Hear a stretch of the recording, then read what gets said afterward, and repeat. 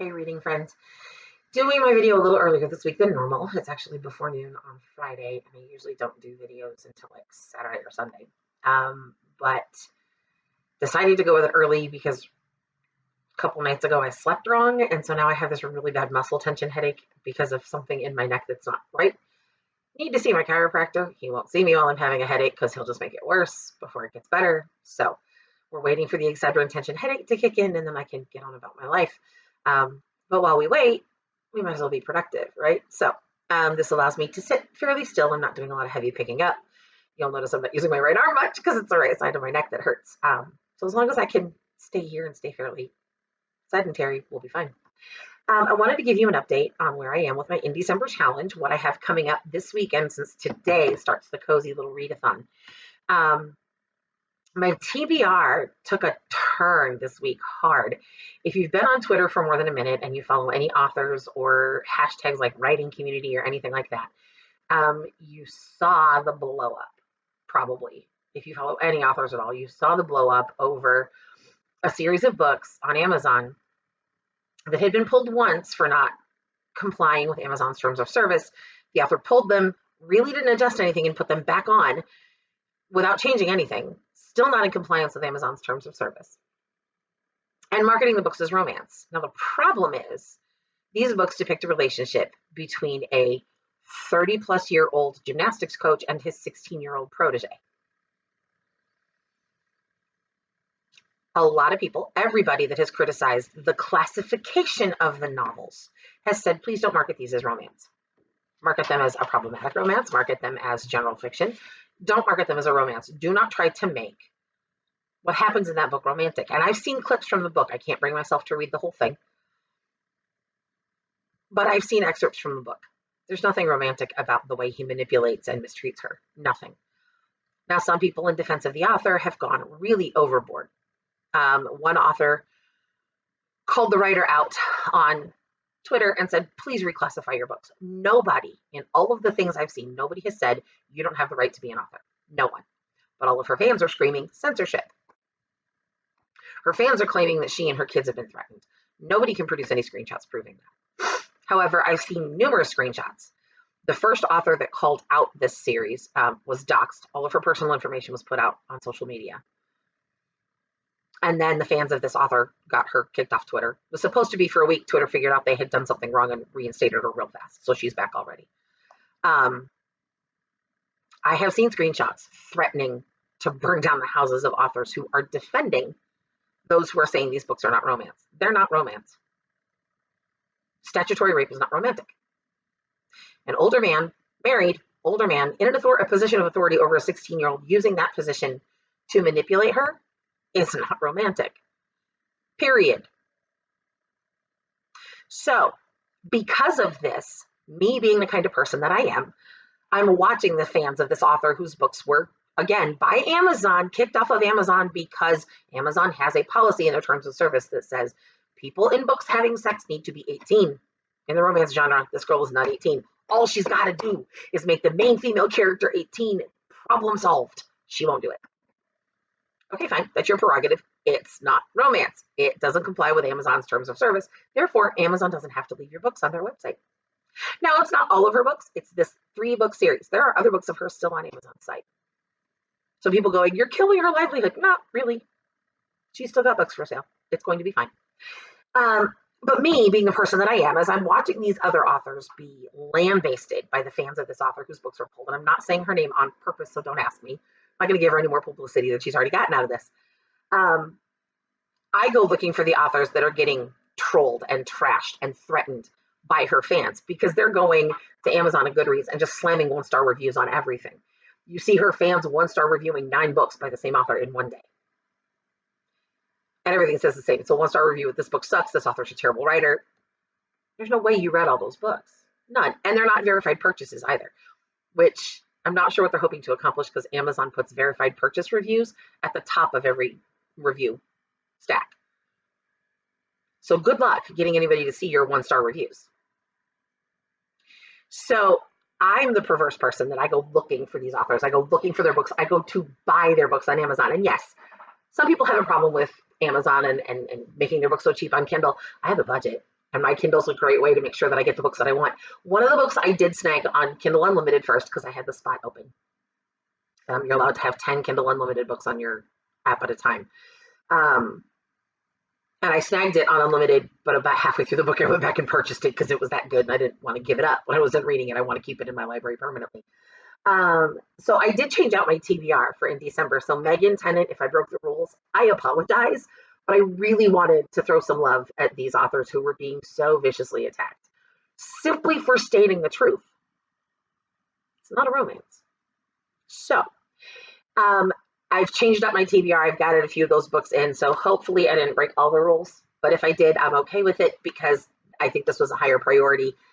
In the spirit of Indecember, I think it was a better choice to make. So I'm going to jump right into telling you what I read this week. This one surprised me. It again, my darling daughter Margaret Adele, who has a BookTube channel and is a reviewer in her own right, does a lot of indie ARC reviews. She recommended this one for the comedic prompt on the bingo board. So I took her recommendation, and it really is very comedic, but it's also very intense. Funny action, I guess, is where I would go with. It's called Duckett and Dyer Dicks for Hire. Deals with things like the megaverse, alternate realities, et cetera, multiple versions of yourself dealing in different types of reality across the megaverse. So you don't have to be really well versed in the concept of the megaverse in that lore or that canon. You can still get it. Nair does a great job of pulling you in. Nair himself, I think, is an astrophysicist. I think that's what his degree is in. So he does a great job laying it out in the story for you so you don't get completely lost in the concept. But I really enjoyed it. I did. I had a lot of fun reading this one. For the naughty book, for the erotica book, this author came highly recommended by a friend. Apparently, she's like the queen of this genre, but I read My Best Friend's Brother by Alexis Winter. Fairly predictable ending, but the way they got there was fun. It's a guy who who realizes that his best friend's little sister, or his little sister's best friend, has grown up and she's not a little girl anymore. And they both realize they've kind of been crushing on each other off and on. There were stolen kisses here and there throughout their teen years. And they finally end up in a place. My favorite moment is just them trying to deal with, do we tell our parents? Do we say anything? Just a really fun read. Pretty typically of what you expect of the genre, but I understand my friend who loves this author. I understand why she said if I was going to read anything in this genre, it needed to be by her because it was really fun. Some authors in this genre can sacrifice character development and story just for the fun parts. Alexis manages to create characters that you really do root for and you really do like at the end of the book. So it was a fun little read. Didn't take me long to read either. This one, I'm really excited that I read. I'm a big fan of the Three Musketeers. I've read the original Dumas novel. I've seen 2 or 3 different versions of the movie. My favorite being the one that stars like Kiefer Sutherland and that whole crew. But I have seen the more recent one. I watched the entire BBC TV series. I love the Three Musketeers. The author herself, Anna Klein, describes Made for the Musketeer as fan fiction. She says it's not really meant to be a retelling, it's fan fiction.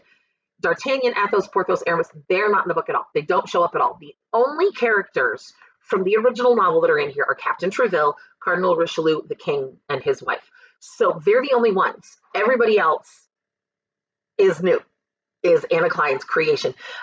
Gregor wanted to be a musketeer more than anything. He's a member of the de Medici family, which if you know anything at all about history, the queen tried to overthrow her son. She was a de Medici. His family gets caught up in charges of treason. His parents are hung for their treason. He's spared because he's just a teen boy. His sister's spared because she's younger. All he wants for his sister is a good marriage. He's willing to leave the country because his family name will forever be blackened by what his parents are accused of.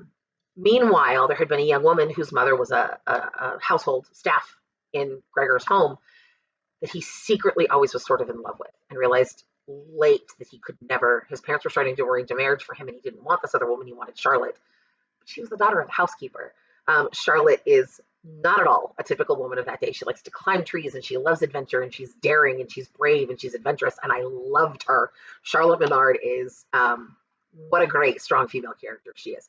They are both brought in by Cardinal Richelieu because he's convinced there's something shady going on in the palace and he needs spies. So he finds a place for Charlotte as a lady's maid to a visiting English noblewoman and gets Gregor commission as a musketeer under a fake name. Because if he's in the Cardinal's Red Guard, it'll be too obvious who he's connected to. And there's known to be animosity between Treville and Richelieu. So if he's a musketeer, people won't suspect he's working for the Cardinal. That's the purpose. They're each promised something at the completion of their job. They have to decide whether or not the feelings they used to have for each other still exist, et cetera, et cetera. Really, really good book. It's the first book. It's For Love and Honor, book 1. So I'm excited to see what comes next. But Anna Klein did a great job staying true to the very basic canon of the Three Musketeers without trying to add anything to a story that didn't need to be added to. She created a completely separate series of events and let Gregor and Charlotte be the center of that. So I didn't feel the lack of the original Musketeers at all, because the feeling of the story stayed the same. And having key characters like Captain Treville and Cardinal Richelieu and King Louis, the Duke of Buckingham, having those standard characters be there was the perfect way to make the story feel like it fit. But she herself describes it as fan fiction. She's absolutely right, but it was fantastically well written. This was a really good week for me. I had a lot of really good books, so I'm a little scared that what's going to happen the rest of this month. I may end up with some snoozers. I don't know. I hope not, because this was a really sweet week for me with books. That covered my, I didn't tell you which books. That one covered my romance. Straight up sweet romance. I loved it. Which kind of hints at how it ends, because romances are supposed to end happily ever after, but not quite the happily ever after you think, though. This is an author that I discovered because of all of the kerfuffle that went down with the what a lot of people have called pedomance nonsense on Twitter. Catherine Labadie, I found her. I went looking for her books. This is the one I grabbed on Kindle Unlimited. I got about 8 chapters in and went, no. I have to own this. I can't give this up when I'm done reading it. It's called Long Grows the Dark by Catherine. Wow. You're seeing a story that takes place in the far distant past with warriors and queens and mages, but you're also watching a story take place in a more modern time where magic is openly practiced. There are people who are very powerful and people who practice what's called lesser magic, just basic like household cleaning, growing plants quickly magic. And there's this big evil that gets battled in both realities. And the story basically is, what does this past battle against the big bad have to do with this current one? And how do the two stories combine? It's really well done. I love a good fantasy. My biggest pet peeve in fantasies is I want the world building to be rich.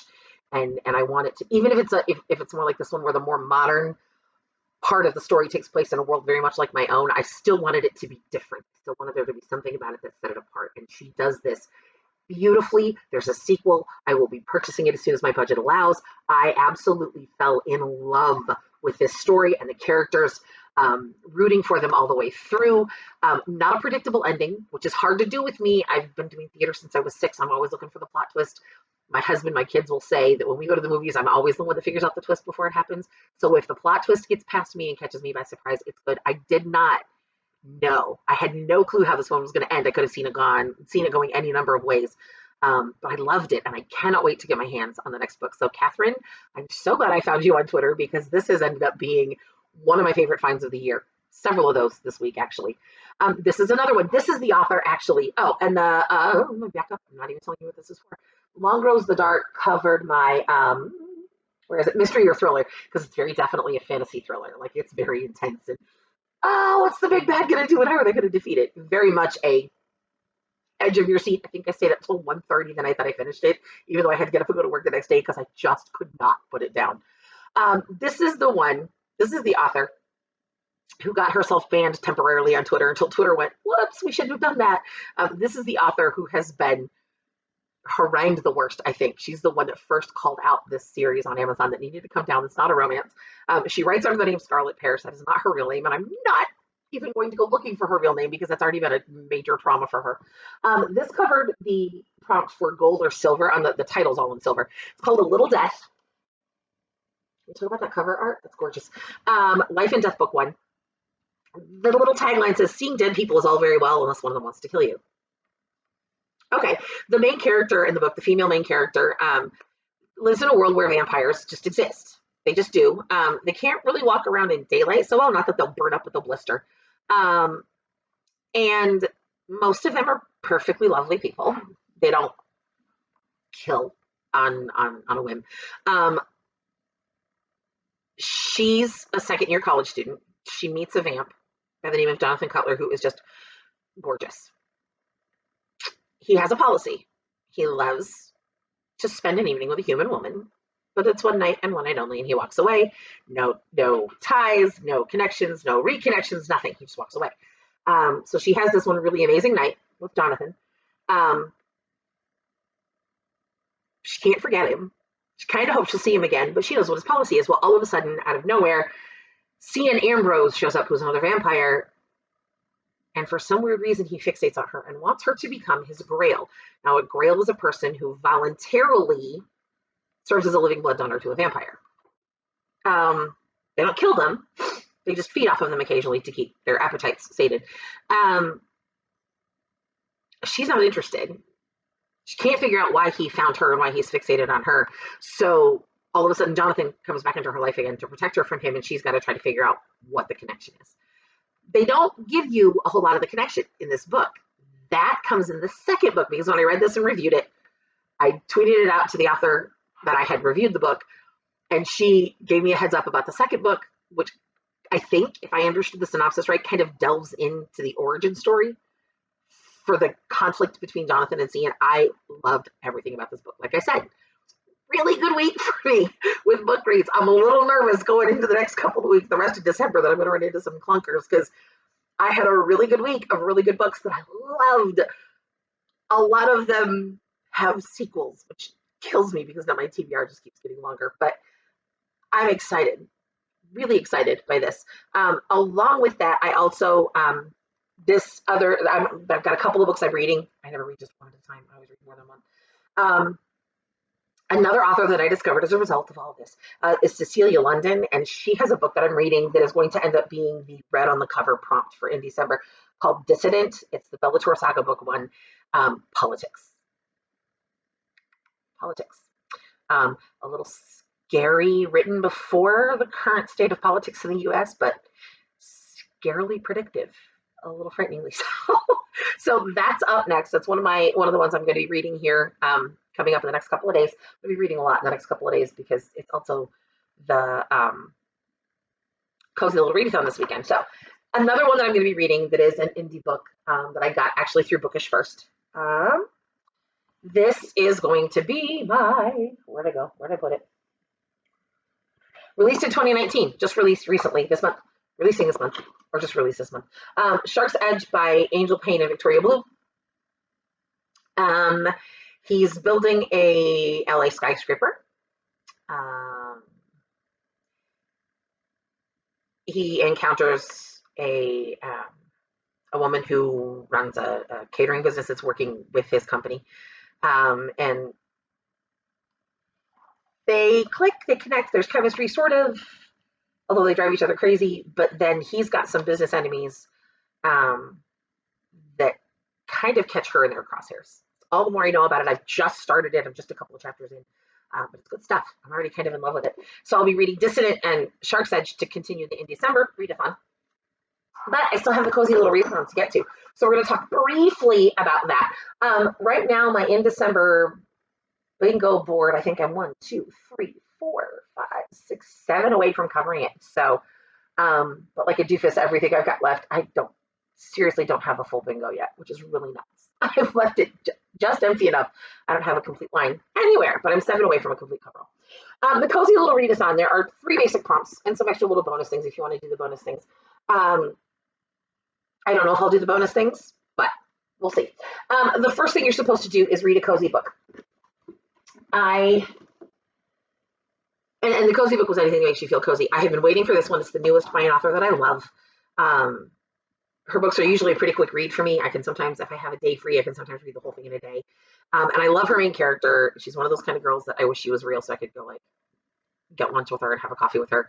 She's one of those friends that's a little bit of a hot mess, but you'll love her for it anyway because she tries real hard. Twisted 26 by Janet Ivanovich. It's the latest Stephanie Plum book. Had my name on the reserve list before the library even had the book, before the book was even out. So when it came out, they called me. I'm like, yes, I want it. So this will be my cozy read because I always enjoy her books. Turkish Delight, make your favorite sweet treat or drink.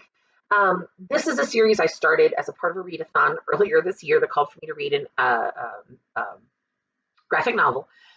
Not a genre I tend to drift to naturally, but I fell in love with the first volume of this, and so I'm finishing it. This is the last one. It's called Monstrous by Marjorie Liu and Sana Takeda.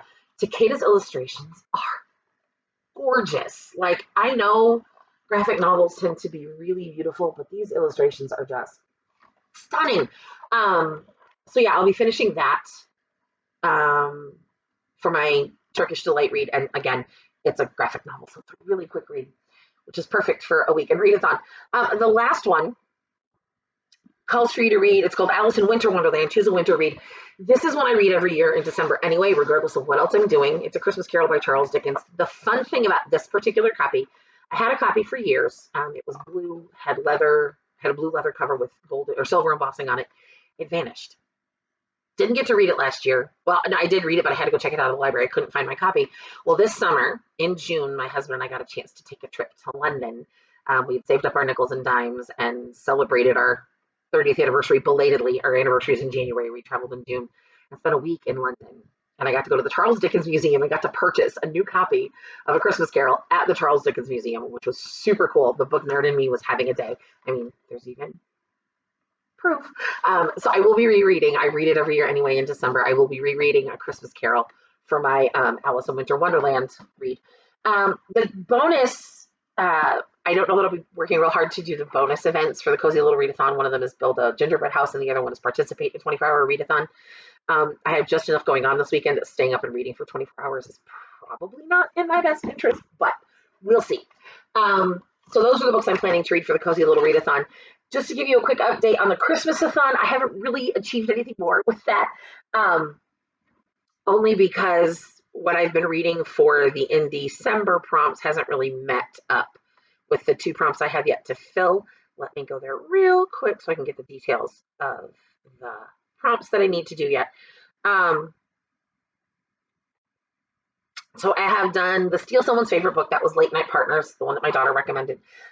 Cole, read a book that will keep you warm, has fire or red. I may be able to tuck Dissident into that one, since it'll be my red book for the Indecember readathon as well. So I probably will get that one covered here pretty quick. Bah Humbug, read a book that was something wintry on the cover or the title. Prince Narelle, which I read for Indecember and for the Winter Quest. Ebenezer Scrooge, read a book with a morally great character or with a villain. I'm reading The Curse of the Iron Skull by C.K. Birch for that one. Dustin McCallan, the main character, is himself a little morally gray at times, but there's always a really good villain in his books, so that'll be good. Advantage is the buddy read. I already did that with Late Night Partners. The disadvantage is read something in a series. The Curse of the Iron Skull will qualify for that. Although, so would Dissident, because it's the first book in the Bellator series. Group book is Stalking Jack the Ripper, which I have sitting right over here in my stack of library books, so we'll be good to go with that as well. So that's where we are. The really fun thing for me this month has been several authors have contacted me to arc things for them. I read a book not too long ago called The Book of Magic, and the author contacted me because he's restructuring the series a little bit, sent me Kindle versions of several of the new structured books to read through. I have another young lady who I will be helping to sort of beta read the second book in her series. She sent me the first one so I could get a handle on what was going on. So I'm excited. Those are the kinds of things I love to do. Obviously, I toy with the idea of writing things down myself occasionally, but it's a lot more fun to help other people bring their stories to life. So that's where we are. It'll be interesting to see how the rest of my month plays out because I had a great book week this week. I had really good books and really great stories and really captivating stories. So I'm hoping that wasn't a fluke. I'm hoping I'm hoping I end the year on a really strong note because I've really enjoyed the books I've read. I know I'll enjoy Christmas Carol, Monstrous. I know my Cozy Little Readathon books, we're going to be good. I'm going to love all of these. I know that. So I'm good for the rest of the weekend. Pretty sure from what I've read of the beginning of Shark's Edge and the beginning of Dissident that I'm going to love those too. So I'm going to at least be good for a few more reads. But beyond that, I'm hoping the rest of the month stays strong. I'm hoping the rest of my books I read for December are just as good as the ones I've read so far because I've had a really good time finding these new authors and reading these books. So again, a big shout out. Thank you to Megan Tennant. Thank you to Catherine Lavity and Scarlett Parrish and who else is out there? I'm forgetting names, I know I am, who have taken a stand and spoken up, even though it made you unpopular with some people. So thank you for speaking out for those who don't need to be reading that kind of nonsense and being told it's romance. So thank you so much. I will talk to you later. Have a great weekend. Comment in the below and let me know what you're reading or who your favorite indie authors are. I'm always looking for new ones.